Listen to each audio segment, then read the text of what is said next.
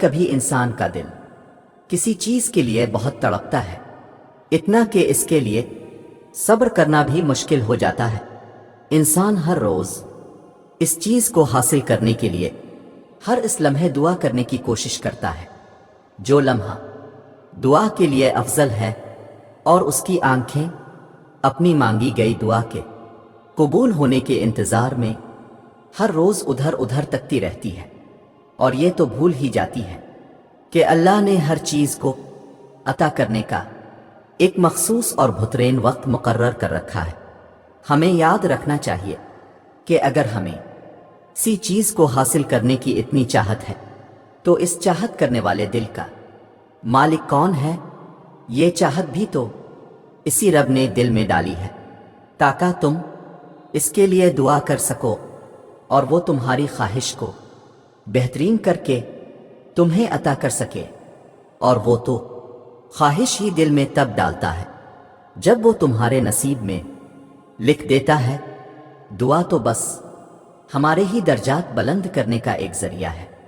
ہم چاہتے ہیں ہم مانگیں اور ہمیں فوراً مل جائے، ہم انتظار نہیں کرتے، مایوس ہو جاتے ہیں، لیکن کیا پتہ خدا اس وقت ہمارا صبر ہی آزما رہا ہو، وہ دیکھنا چاہتا ہو ہم اس سے مانگ کے اس پر یقین کس حد تک کرتے ہیں۔ سکون ڈھونڈتے ہیں ہم، حالانکہ سکون تو یہی ہے اس ذات سے مانگ کے اس پہ چھوڑ دو سب۔ جو مانگا اگر وہ ملا تو بہتر ہے، اور اگر نہیں ملا تو بہترین ملے گا۔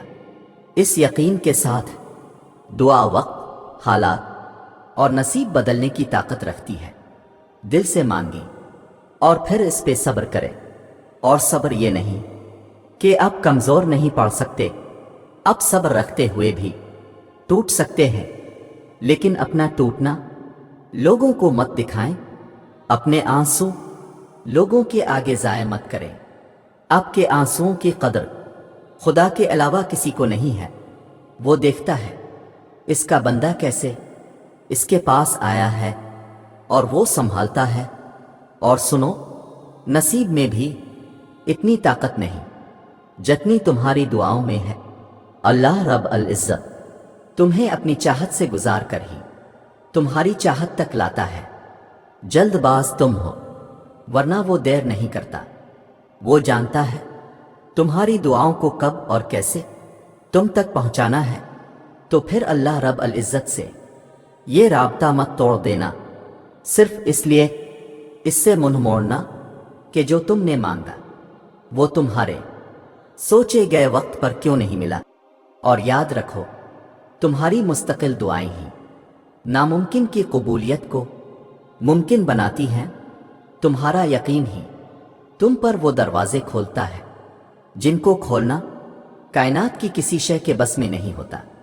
تمہارا صبر ہی تمہیں معجزوں سے ملواتا ہے، اور کن سے فی کون تک ہر ادھوری کہانی مکمل ہو جاتی ہے۔ تو یہ کبھی مت سوچنا کہ اللہ رب العزت تمہیں خالی ہاتھ واپس لوٹا دے گا۔ ایک وہی تو ہے جو تم سے اتنی محبت کرتا ہے جتنی نہ تم سے کسی نے کی ہوگی اور نہ تم نے کسی سے۔ جب وہ ہاتھ میں غم تھماتا ہے تو اس غم کو سنبھالنے کی ہمت بھی دے دیتا ہے۔ بس تم یقین رکھنا، وہ خود تم سے فرماتا ہے کہ تمہارے رب نے نہ تمہیں تنہا چھوڑا ہے اور نہ وہ تم سے بیزار ہوا ہے، اور تیرا رب بھولنے والا نہیں اور اس کے لفظوں سے سچا کوئی نہیں۔ وہ اپنے وعدوں کا پابند ہے، وہ جو فرما دیتا ہے اسے کوئی بھی نہ موڑ سکتا ہے اور نہ روک سکتا ہے۔ جانتے ہو تمہارا ٹوٹنا کیوں ضروری تھا؟ یہ بتانے کے لیے کہ اللہ کے سوا تمہارا کوئی نہیں۔ تم جسے بھی اللہ سے بڑھ کر امید لگاتے ہو اسی کے ہاتھوں توڑے جاتے ہو۔ کہ قرآن کبھی جھوٹ نہیں کہتا، اور مکڑی کے جالوں سے بھی زیادہ کمزور ہوتے ہیں یہ دنیا کے سہارے۔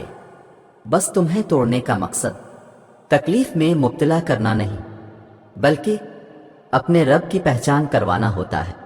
اور جب تم اپنے رب کی پہچان کر لیتے ہو تب تم اس کی رضا میں راضی رہنا بھی سیکھ لیتے ہو، پھر وہ رب اپنی رضا میں راضی رہنے والوں کی رضا بھی کبھی ادھوری نہیں رہنے دیتا۔ بس وقت کو تھوڑا وقت دو، چیزیں واپس اپنی جگہ پر آ ہی جاتی ہے۔ اور جانتے ہو، آزمائش تب شروع ہوتی ہے، آزمائش تب شروع ہوتی ہے جب کوئی چیز جان سے زیادہ پیاری ہو جاتی ہے، جب اس چیز سے خود سے بھی زیادہ محبت ہو جاتی ہے۔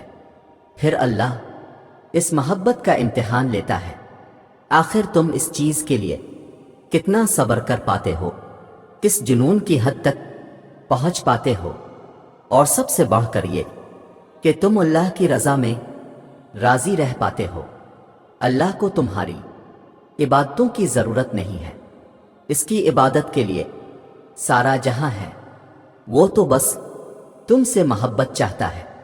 بتاؤ پھر، جس محبت کا وہ حقدار ہے تم اسے دے پاؤ گے؟ آزمائش تو مختصر سی ہوتی ہے، پھر وہ ہر چیز دگنی کر کے واپس کر دیتا ہے، مگر تم یہ بات سمجھنے میں بہت دیر لگا دیتے ہو، تبھی تو تم اکثر بے سکون رہتے ہو۔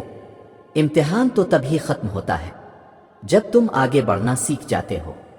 سنو، جب دماغ کی رگیں 100 طرح کی الجھنوں میں ہوں اور اسباب کی جگہ سوالیہ نشان آ جائے، اس وقت اس بات پر یقین رکھنا کہ اگر اللہ چاہے تو آگ جلا نہیں سکتی، سمندر ڈبو نہیں سکتا، مچھلی نگلنے کے باوجود ہضم نہیں کر سکتی، اور چاند 2 ٹکڑے ہو جاتا ہے۔